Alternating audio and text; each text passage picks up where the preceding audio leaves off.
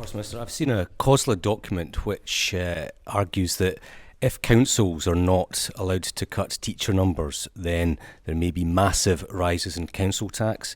Could you just comment on that? And just on the tax return issue, I think that you have called for Rishi Sunak to follow suit. Do you also think that the leaders of the Holyrood party should publish their tax returns over the same time period?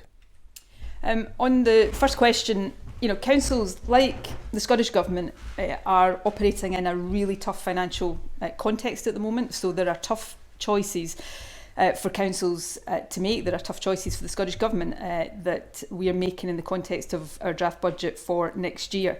I don't think it is acceptable to see a reduction in teacher numbers, given the commitment of the Scottish Government to maintain and increase teacher numbers over this Parliament to support our aim of improving attainment and closing the attainment gap. I'm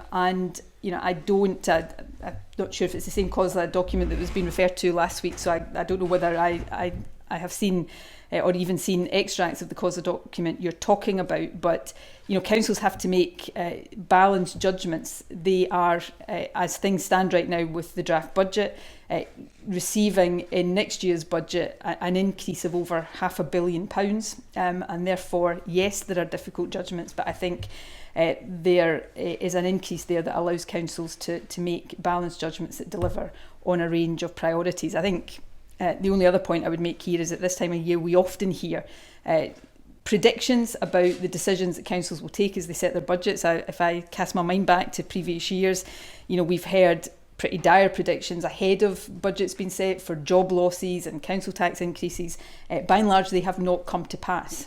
So I think we need to allow councils to set their budgets, and we can see where that takes us once we have that full picture.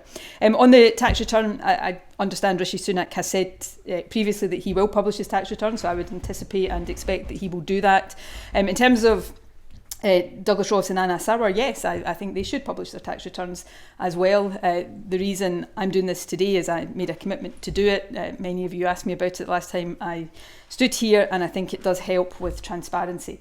And I think other party leaders in the Scottish Parliament and indeed in Westminster should follow suit.